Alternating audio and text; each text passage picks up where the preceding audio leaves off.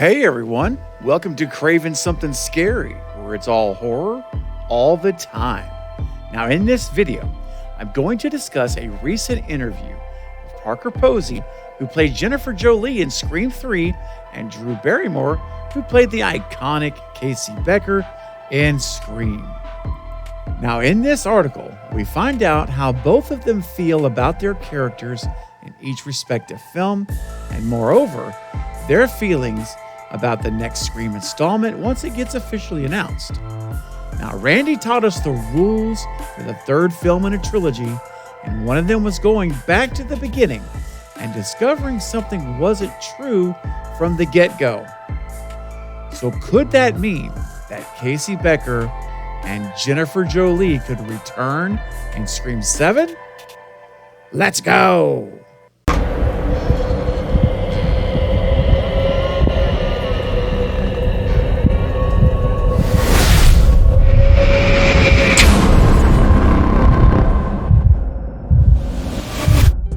So Variety.com published an article that includes these excellent interview segments from Parker Posey and Drew Barrymore. So let's dive in.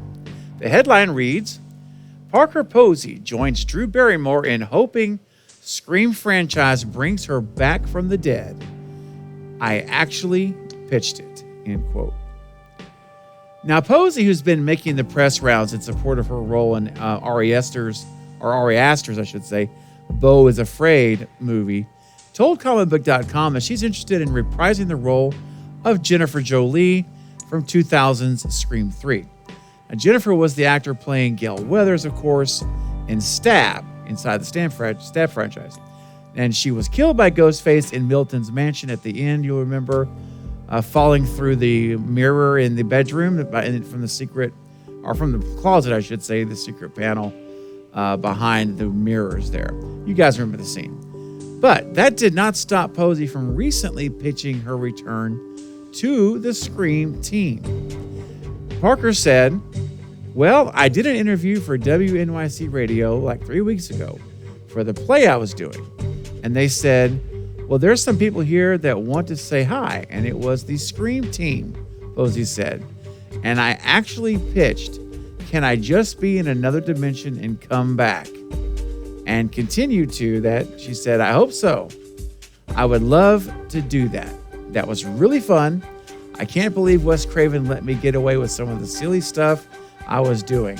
I loved him, and that was fun. So here we go, guys. So it's kind of a dual thing for me. It's number one, she's, of course, wants to come back to the franchise. I love the joke about, can I be in another dimension? I mean, the good news is for this current creative team, assuming they can get them back for 7, specifically Guy and James, the writers, they've, with the Billy hallucinations, they've shown us that there is a way that they're open to that type of a return, be it a hallucination.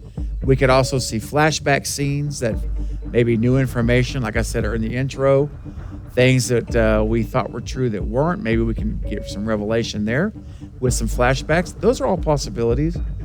I mean, and heck, at the end of the day, she was stabbed, but she wasn't like. Let me put it this way: lots of people were stabbed way worse than her and that are still alive, like Chad, for example, and there's others.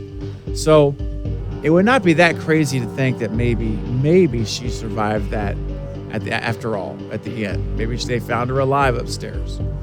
We don't see anyone checking a pulse, so it's very possible that could be the case. So there's always a way to do it. I mean, there's always a way to do it, but you would have to show that. You have to go back and show that she got up from the floor, she wasn't actually dead, or she was unconscious, but paramedics came and, were able to get her to the hospital, whatever. You have to have at least a little bit of backstory there to show that she survived those events way back in Scream 3, and you can do that through flashbacks. You could also do it if you want to go really cheap, just have her tell them, verbally, I couldn't believe I survived the events at that mansion, that kind of thing. I'm sure that's the cheapest way to do it without shooting flashback scenes. And you could have her just narrate that to the audience, for us, the audience, but then to the characters in the movie, she could be telling them that same story, like to Gail or something. So that's a possibility. And then the other thing about this I love is her remembering Wes Craven again. And, she how much she loved him and how fun it was. And he let her get away with some silly stuff. I mean, that's so great to hear. I mean, again, it just echoes what we've heard from everyone that I've ever heard talk about Wes. And that is that he was a great guy and they all loved him. So love that. So hashtag rest in peace, Wes. Hashtag for Wes. Now, Parker Posey is not alone, as I mentioned earlier in the video. Now, Posey's comments followed similar ones made by Drew Barrymore, who kicked off the Scream franchise, of course, by playing Casey Becker in the opening scene of Craven's 1996 first installment. Casey's brutally murdered by Ghostface in what remains the franchise's most iconic set piece. Now, Barrymore said on her daytime talk show that she's open to the idea of Casey returning in Scream 7. And here are her exact words. She said, "It's funny, I've never thought of it this way, but I'm pretty sure a C-section is comparable to what happened to her." Barrymore said about her character's stab wounds, like literally, "And I'm here, I'm fine. So maybe Casey Becker will be okay. With good writing, you can make anything happen." And she's right. I mean, in terms of good writing, you can make anything happen. I agree.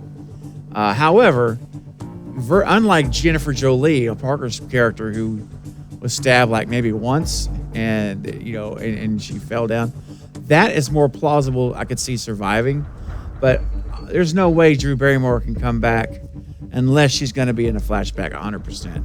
It's got to be flashback, or it could be a hallucination. I mean, imagine a scene where you see, like Billy and talking to Casey, or something like that. I mean, like his hallucinations. That would be pretty cool. I'd be down with that. But anyway, it's gonna have to be one of those two, because we know her fate was still being gutted and hung, and her insides on the outsides. It's no way she survived that. So that's just not. Now, she could also do, the twin sister thing, which none of us, I don't think, want to see that.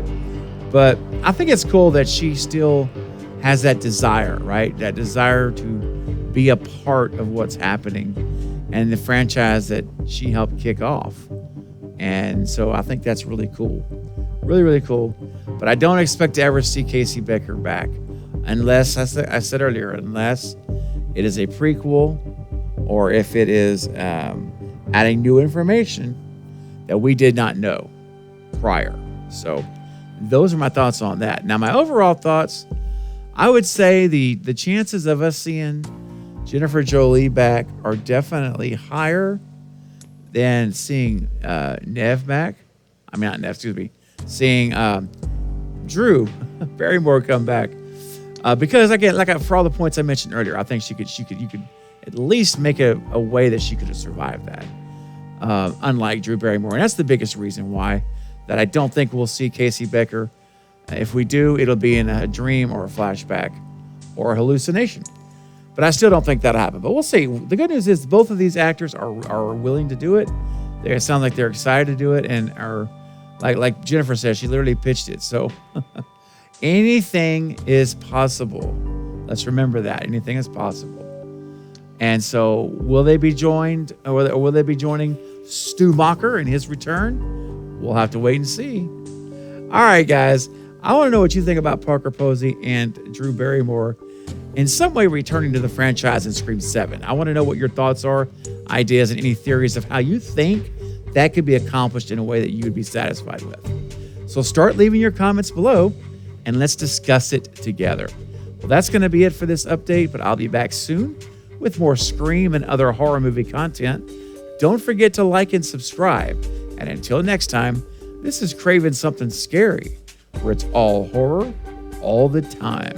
Thanks for watching.